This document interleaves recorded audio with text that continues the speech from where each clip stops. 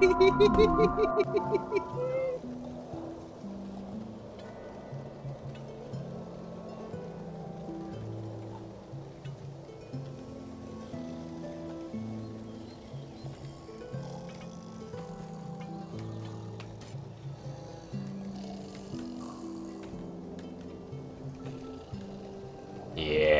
look at those Amevian boys.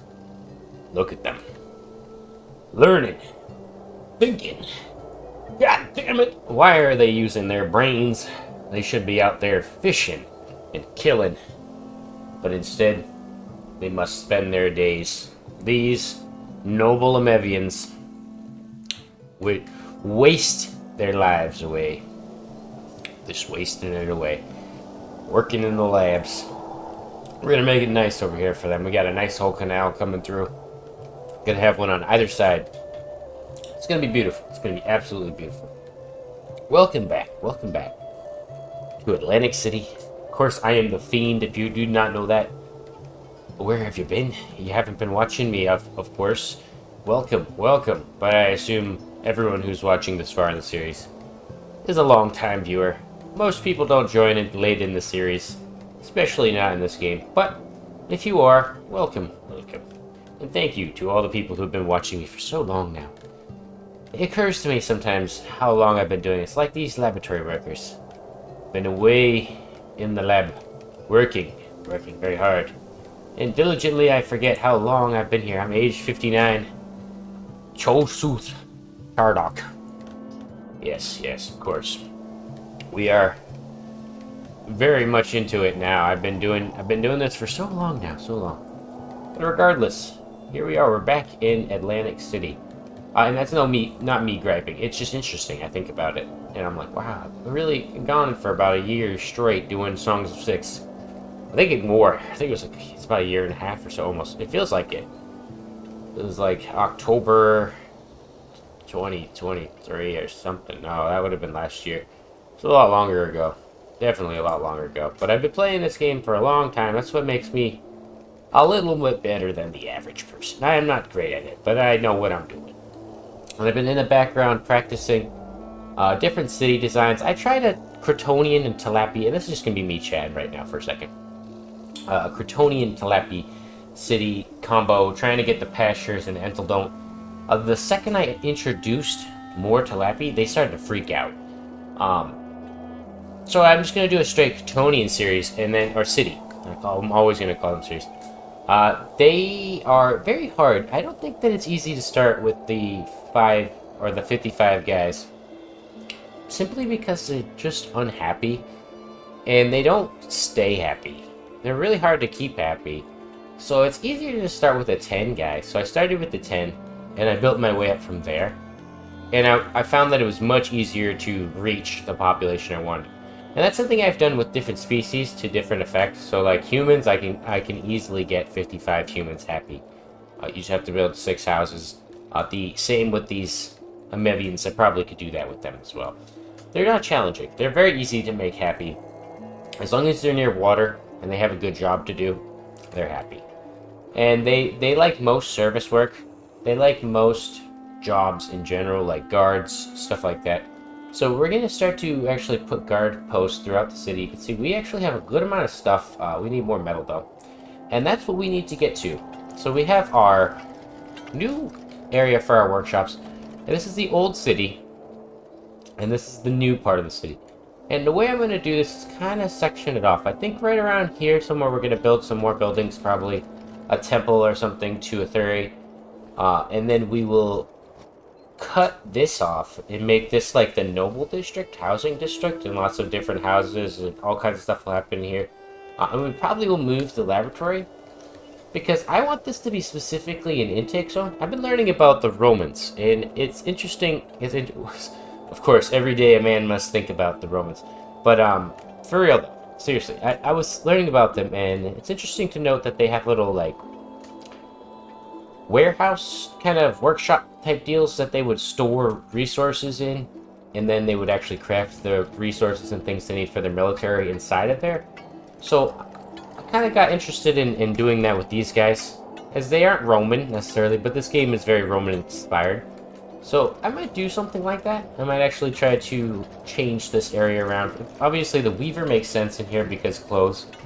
And that would be good to actually change this guy over here. That would probably make this a little bit more efficient, huh? So, yeah, that'll be something. And it looks like, for the most part, the only thing that's in here that really could move is this one. Because you want the metal smelter, you want the Weaver, you want all these guys. And down here, we're going to put a little bit more military stuff. And it's going to be the same case as yesterday's episode the day before. Just expect me to kind of go from here, commentating on what I'm going to do, and then I'm just going to transition to the end because, good lord, it is hot out. And to make these videos as professional as possible, I try not to run my AC in the background while I talk. That would require me to do so for hours. And in doing so, it makes my house turn into a hot spot, and it's really painful. So, without that bullshit, just expect that for now. And what we need to do basically is start to organize this half of the city. Pretty much everything on this half, I'm not even going to look at it because it looks so bad to me, has to go. And that includes a lot of these nice pools I put and these hatcheries. I need to put a spot for the hatcheries. I think that ideally you want to have them as close as possible to where the warehouse is with the fish. Because you can see they got 6,000 here. That could probably get boosted up because fish are something we really care about. We'll do that. And as we're obtaining them from the world map, they're just going to continuously come over and over and over. All over the place. On all of these Emevians' faces. And it's going to be beautiful. It's going to be absolutely beautiful. They love fish. In their faces. In their mouths. It's great. Like, if you could give them a fish. Look at, matter of fact, yep, they do have fish in their house. Yep, we have fishes in their houses. They got fishes to eat. And if you go into their environment, if you go scroll down here, fish, 9.34. Yeah, but you only get 2.0. So that boost, that 935% boost, doesn't really do anything, I don't think. I don't know, maybe it does make it go over. It says 9.3. So it's 2.0, but I think it's because it's 936%. We're at a huge point on our environmental factor here. Let's see, fish. Yeah, no, it just says 2.2 out of the total. I don't know. It's interesting, but they do have a very, very high amount of fish, and they'll never run out of the fish. So that is great, and we also have plenty more space in this laboratory, so we're gonna get to it, and I'll see you guys in a minute.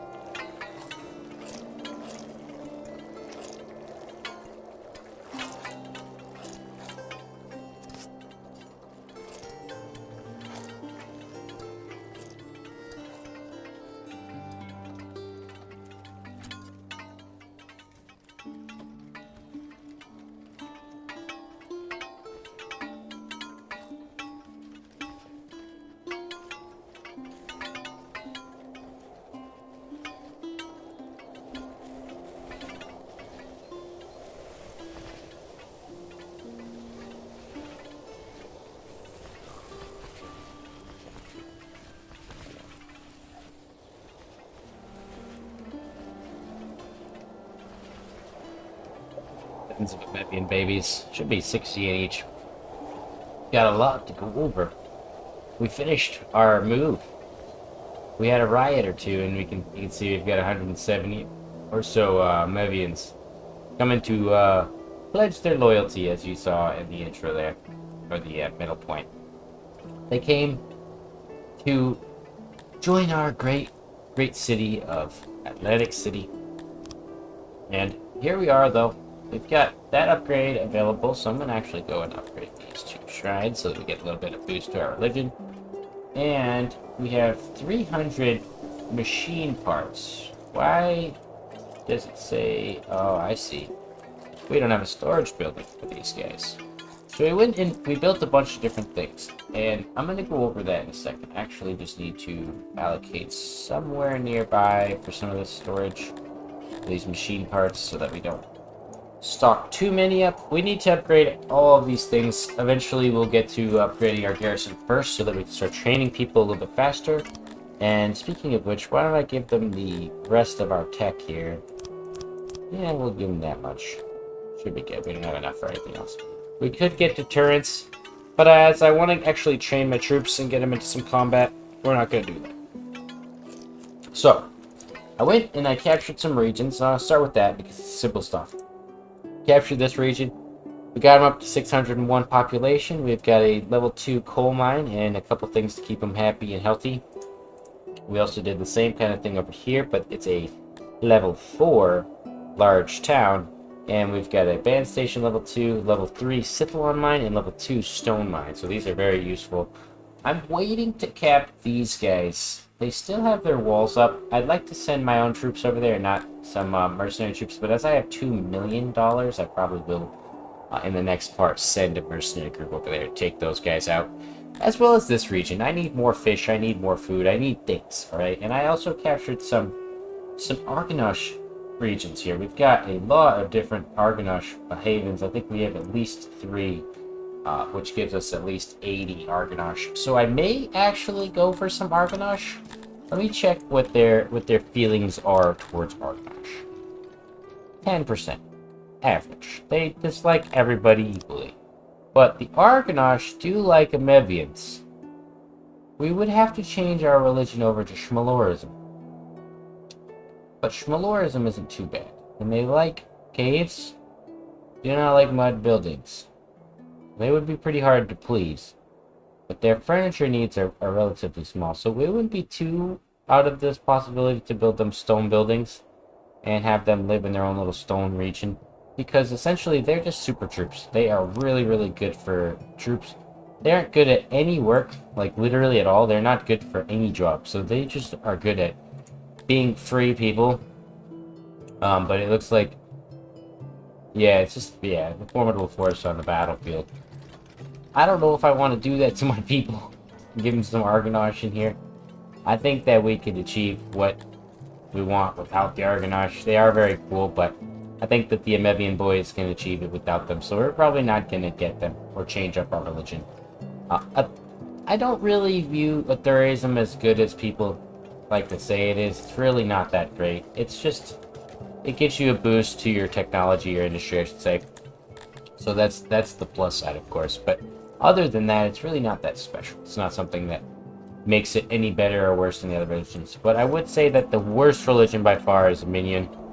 It just gives you submission. Literally just submission. That's great if you want to have tons and tons of slaves. But really, Praetor, Schmalor, Authorism, most powerful religions. And this one, giving you better offensive skill, lowering your defensive skill, basically makes you much better Zerg troops. With plate armor and stuff like that, it negates a lot of that defensive penalty, plus the fact that if you're killing them faster, they don't really have a chance to attack you, and therefore defense is pointless. Better offense equals better defense, in that case. But we went over here. We're going to start from the left side over, and we're going to move our way. It's relatively simple. I organize it so that in the videos these things look good, as well as in my brain I can know what's going on. As the cities start to get very similar as you go along. So we have our admin zone here. We've got the paper maker with space for 36 paper makers. And then a warehouse with space for plenty of paper. And we're purchasing paper via an import depot right here. we can't really keep up with Donarians or anyone else who actually makes this stuff. So we're going to be importing it just so that we can keep up with these 3 admin buildings. That way we never lose admin. And these also should be up there at 11 priority. We'll make this 11 priority too, and we'll give them some tools, because we have plenty of tools in the city. And we obviously have our giant food stalls, which was from before. I went in and I built these walls around here, so if I look at the noise overlay, there's only noise right here in this corner. Every bit of noise is kept into this area. I think that if I was to look at the environment for their noise, for the most part, yeah, it's around 50. It's not too bad. You have to take into account the people who are actually working in these buildings do get the noise debuff, so it's usually around like 20%. I like to just try to incorporate that into organic city design. I don't know if trees or any other decorations do anything towards it. I don't think they do. I think it's just walls. And fortress walls and stuff like that. Then we went on down here. We built some housing. A little bit of housing for these guys to live and work. Not enough for all of them, but just enough for some people to kind of live in this area. And as we're all the same species, and exactly why I'm probably going to stick to just amphibians, you don't really have to adjust who lives where. They can live wherever the hell they want. Some of them might obviously not have the other access to these things like canals. Like these guys don't have access to canals. It's okay. They still get access to the water here, and we'll put a pool in and everything. But for the most part, they're pretty chill. And I honestly probably could pull a pipe off here and just run it down here real quick so that they at least have access to some water.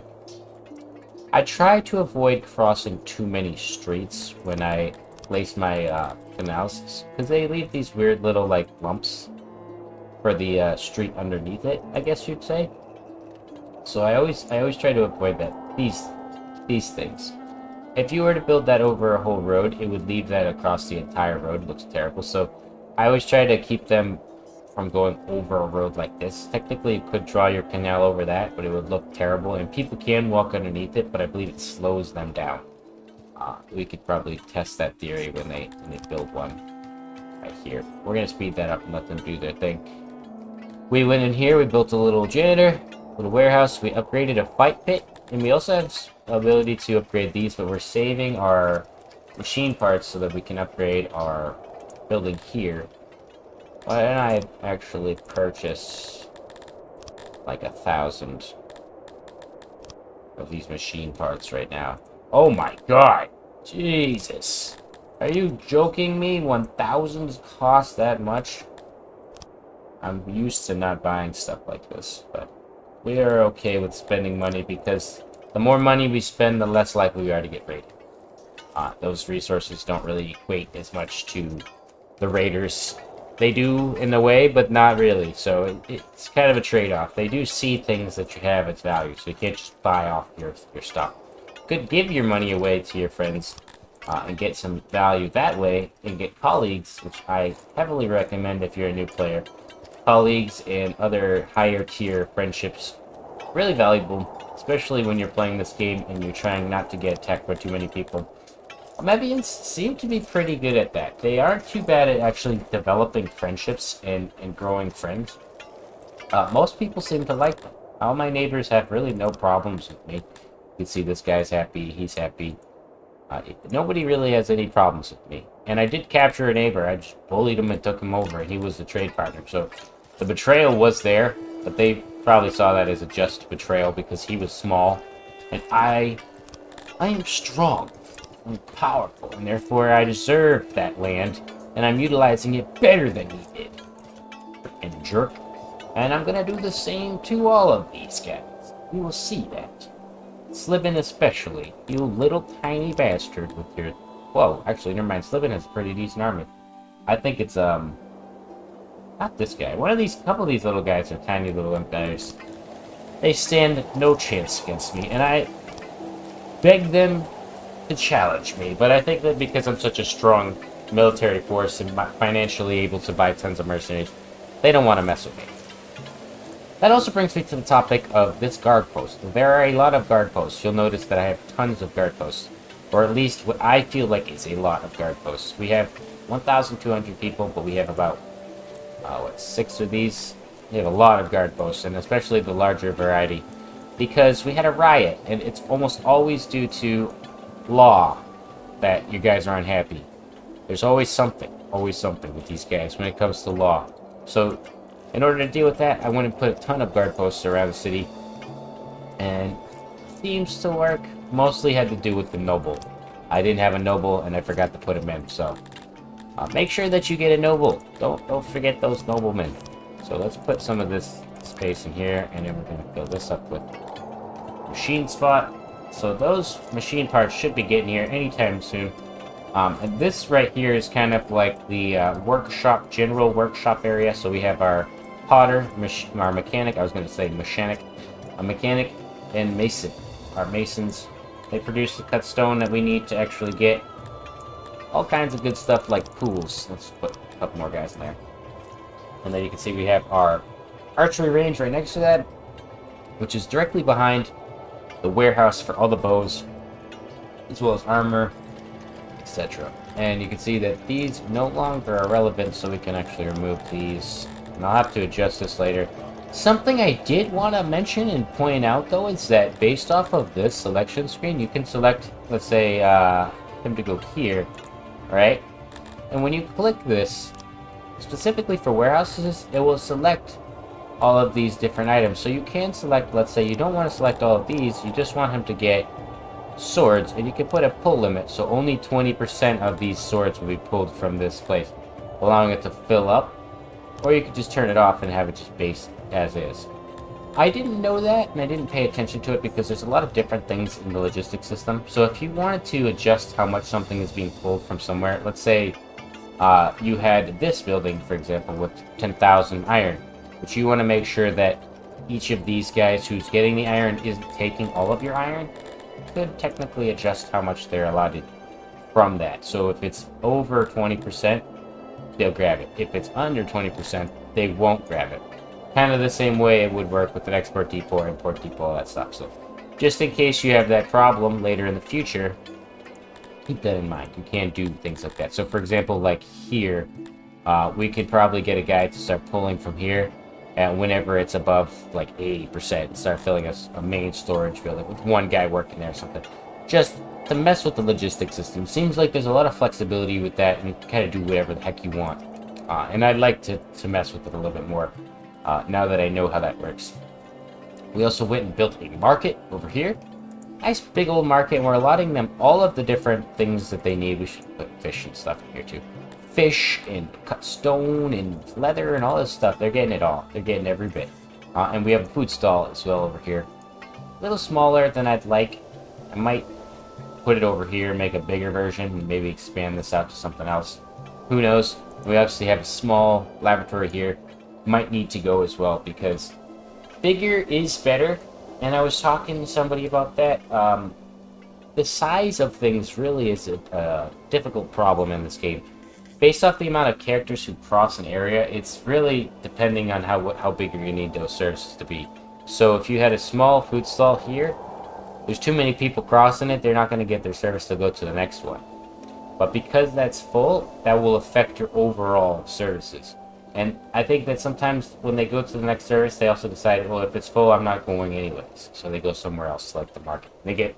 They avoid the food stall, and they don't get the thing they need from the market, or they go to the thing and get the market, but they don't get their points towards food stall. So if I look, food stalls are at 72% now, 73%.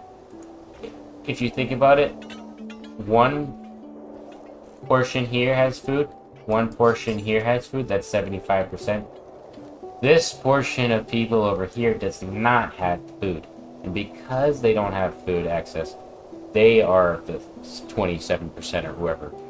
They're the ones crossing over here. All the people who are crossing through this area that don't have access to a food stall. So the best place to put it would be one here. That would get me up to about 98%. That's just how I see it. And now if you take that into account, like I said, if it wasn't big enough, if I built just a small one, and the 20 or 30, 50, whoever guys come over here, they don't have access to it, they're not going to actually get what they want. And the same is true if you look at these guys' houses.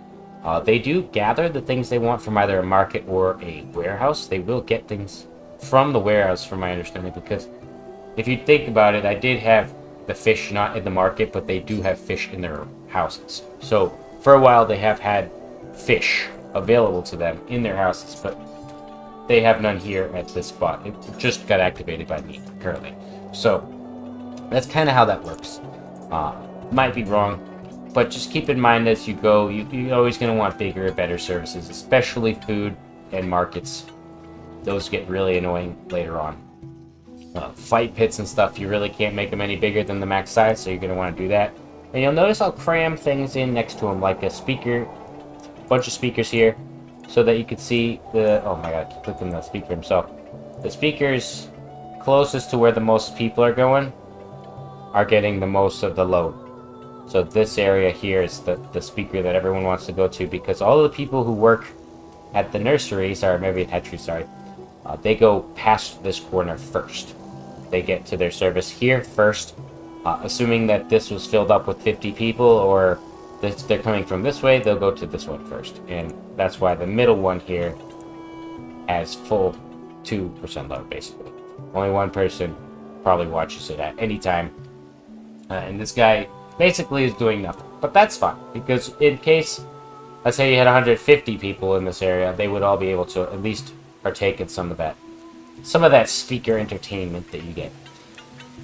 We went and also built our area for military, so we've upgraded this area. I thought I needed to put some roads in there. We got this smithy for the swords. We've also got the smithy for the plate armor, so that we've got 660 plate armor and 885 regular armor, so our swords, I should say. So we're gonna actually do this. We're gonna make these guys better. I'm better than you. We're gonna make them a gold sword. Oops, I'm sorry. It's green and red makes gold. Very weird thing to me. Doesn't really make sense. And then you can also change the background too. So these guys are gonna be the red golden swords. And we're gonna give them 60% training with 2 armor pops. So that'll be 400 for the total of them, and then 2 swords apiece. We're gonna need to get a shield maker in here as well. So that'll be one of the next things to work on. We've got our little tailor for the leather armor as well, so that we can keep up with leather armor production, getting more guard posts. Also giving our archers some equipment. You can see we have... Ooh, shit, did they all change? Oh, you know what it is? It's because they're, that symbol on the thing changed itself. So if I just click that, like that, there we go. That's to differentiate quickly who's who. So these guys are the elite special troopers. That will be actually valuable to me, where these guys will be kind of like conscript average troopers. And then this group of guys is our bows, so we're gonna actually want to give them a... something like a bow symbol. They're not the elite guys we want them to be yet, so we'll wait before we actually give them a nice design. But I will design their flag a little bit for them. And you can see that we've got our clothing being produced here. It looks like we have actually hit the limit when it comes to fabric. So we'll drop these guys down. We've got another one over here working as well. So the total of like 18 guys, they still can beat out 24 weavers, plus the fact that we have a bunch of training. They just take so much fabric, so I'm probably going to get an import depot. See if I can fit it in here. I don't think it's going to fit. Oh, it does fit nice. So we will import some fabric right here and get it going, just because we have so much spare cash. Something I don't really care about is importing those spare resources, like lower tier stuff like fabric, etc. And then we have all of our buildings here. The only thing I changed over here is I made this a ration maker. So this was the mason. I changed him to ration. He's making rations out of fish and herbs. And we have a upgraded carpenter. We also have a few different nobles. If you look, we've got the Master of Industry and Master of University. And we can also give another person something. I don't really ever pay attention to the age. Sometimes I don't care. You can't actually sort them by age like this and go down. But as I have too many babies and I don't want to scroll through them, I usually don't. So we're just going to do something like that. And I might even have enough. Yep, we have enough for another. Let's see, do we have another one? Come on. Not letting me click. There we go. I think he was a baby, that's why. Oh yeah, we have another one. Heck yeah. So we could just get everyone We don't really have any of those that we need, though, so I think that the best thing is a master builder. Yep. So we have 5 different nobles now. And you don't need to give them a house, although it is useful. I believe that the house allows them to get a faster boost towards their overall boost. They have like a portion of boost, so if I click him, he should have... I might actually have to go to his noble panel here. Yeah, so you can see Master of Industry is skill 100%.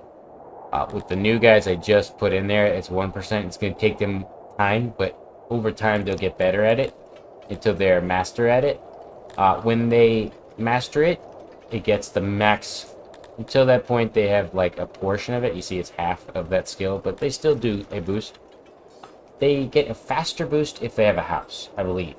That the chamber gives them a faster boost, but you also have to take into account that requires things like gems, which I don't have, as well as a building for 4 people to work at, for them to live in. 4 different servants work at the chamber. These are valuable laborers. You could have up to 20 or 30 different guys living and working just on those buildings alone, just so you can get those boosts. So keep that in mind, that they come with that caveat. I think that it's fine just having them homeless for now. I usually do keep them homeless for quite some time until I have a spare area, or I have a place in mind for them. And as you can see, my throne is out in the middle of nowhere, because our town was over here, and now it is an empty wasteland. And we moved everything over here to this beautiful portion of the town. And the last but not least area here is we built a mass grave. We have some import depots here just for random stuff in case it starts to get low. We have our graveyard, and obviously we could probably get rid of this guy too. We have a stockade, so this is kind of like a law zone, a little law district. And this is designed for 156 prisoners. If we get attacked, and we actually want to do this too so that this building never runs out of workers. If we get attacked and we have to funnel a bunch of workers or people into here, we'll get them here. And then we'll execute them here, toss their bodies here. Slaves, sometimes I'll enslave them and sell them.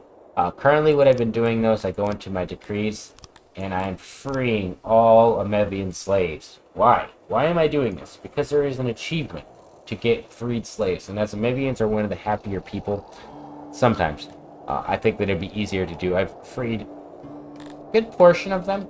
A good portion of them are slaves that have been freed. The idea for me is that they serve some time as a slave, and their noble lord, their master fiend, frees them. I send them back to the population as a regular worker. Doesn't really affect me too much on the long run. You can see former slave 0.2. Not that bad, and over time it seems to dissipate. Population is never something of a problem though, as it's 9.4. Oh, it's like Pasiphae is collapsed due to internal strife. So that appears to be this guy. This guy right here, yeah. Hey dude, thanks. That's perfect. You collapsed in the exact place I needed you to collapse so that I could get the gems and also this freelance right here. So we're gonna do that in the next bit. Actually, matter of fact, we don't even need to. We can do it right now. Let's. I will show you guys how I do it. And you might think this is annoying, but I don't give a shit. You can fucking eat nuts. We're gonna hire these mercenary Telapies and we're gonna send them over here. And I'm just kidding. But seriously though, it doesn't matter. If you feel like you don't want to use mercenaries, you can. I personally don't mind using them, especially if it's a strategic game. A lot of people say... Okay, I was like, what the heck are you talking about? A lot of people say that the game is trivial because of this. Then don't use them. You don't have to use them. I like them. I don't think that the game is easily beaten once you get them. Like the region or anything. It's still a very challenging game, especially the city design itself. And as you can see, we won. And so, oh, that's too easy. You should have won. Well, yes, we have 120 archers who are like 80% training, like master archers. They are going to shred them. There's no chance in this world that those guys are gonna win. Sorry, but that's just the truth. And I always recommend when you have this current population at 2,000, you can actually get away with doing something like this to get it up there. So our target is 615.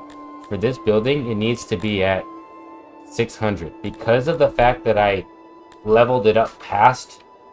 So if I have it here, it's going to go to 542. but I can't afford this well. But because I still have that population there, I still can technically utilize them and get it to this point. Sometimes it does glitch or freak out and it goes back down and drops all the way below the point you get it at. But I've noticed that you can kind of keep it here and utilize the population that you have there. So I could probably get away with... No, I can't. So if I can't get on the second tier of urbanization to level 4, I will keep it at 600. So that's where I keep this right there. And then I'll put the stand. So that'll give them happiness. It's going to take a little bit of time. Once their loyalty and their support gets to about 50, these will be good and they'll be in the green. People will be happy. And as you can see, we've got gems. Gem mine down here. We're just going to get gems, straight gems. And we could maybe think about getting that upgraded in the future if I get the spare buildings and stuff like that later down the line. But for now, this is probably what it'll sit at. And you'll see it's going to start to drop all the way down. As the population drops, these loyalties start to drop as well because the population is dropping. There is no people to be unhappy. So that's kind of how that works. But over time, their loyalty will go up as their support goes up, as the population gets used to you being the ruler. You did just all of a sudden come in and take them. 2 seconds ago, they declared their freedom. And then the old Fiend with his 117 Tilapia archers just came in and destroyed your entire shit here, and then fired those mercenaries, basically making them null and void. So I have commented to Jake, I think that those mercenaries you make strong should get a little bit of a power boost where, because you made them strong, they might have potential to actually become their own ruler and develop into a kingdom, which would make them something to contend with. You can see, even with the level 3 urbanization, it will just about hit that point. Now, it's not worth getting that. It's not worth getting to that point. You see, it's at 928 right there with the second one. It should be at 694 with just the first one. We might go for it later, as it's not bad that it's got close to it, but you really don't want to spend too much on that stuff. And you can see we've got a few things to choose from. Nothing too special in this region. I think that fish would be probably... No, actually we'll do fruit, because this is good fruit too. We'll do that. These guys are going to start sending us tons and tons of fruit. I was hoping that they might challenge us to a battle, but they were ready to just hang out in their walls, and we shot them from the walls with our 120 archers, just as it would have happened in real life. You don't not have archers and fight us. And I think that's another part. I think that the garrisons need to have archers. I think that if they were to be up there, they shouldn't be untrained, or they are trained actually with leather armor, but they shouldn't be unequipped with no weapon. They should have some bowmen, at least 50 really good trained bowmen, and at least 50 guys with weapons. That should be your basic garrison. Those guys would deter you from using your mercenaries like I just did, and kind of manipulating the system. But like I said, I don't play this game for military strategy, grand strategy like that. It's really more of a city builder for me, more of a fun little design game. And I want to build up my army, and the best way to do that is to kind of get those regions captured and sending resources your way so that you can actually challenge some of the real armies. So like I want to build my army up here and actually send them out and fight some real armies out there. I think this guy has an army. He's an army, I think, sitting on his... Oh, he's on the border. So we could actually send our guys over there and probably fight them at some point. And that will be in the next episode. The last thing I do want to go over, though, is our final little bit. We have our water pump. So I went and specifically deliberated on how many pumps I needed, and I also chose a perfect spot where it's relatively flat and we can expand over more so that these line up. I want them to kind of line up. I feel like the more you have them go like jagged, it kind of looks weird, looks dumb to me. So I want them to be like this. And the way that this works is there's 12 of them. So I did the math. There's 48 workers. There's 50 slots for houses. There's a little bit of space for housing over here, or working over here. Definitely need a few more houses. I'm going to put a food stall and then another group of houses on this side. But the idea was that I just wanted to have some guys living over here with their access to basic services like hearths and wells, as well as speakers, so that they get everything that they could potentially need in a short period of time. And then if they need to go and get food, they have to walk the long walk down downtown to get some food. But they do also have food stored in this building here, so in case they are starving, usually there is some food, but it doesn't seem like there is anymore.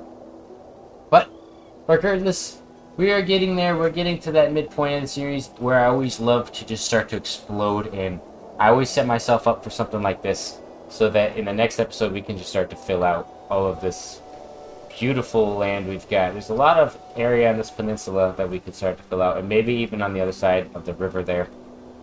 But if we do that, we're going to have to contemplate the fact that that will also add to our potential defensive area that we have to defend from bastards. I think that if they do come, they only come from here, though. So if they come, we'll have, like, catapults ready to just shoot at them point blank. Although I think that they're too close to the region border to actually hit something. So it probably won't happen.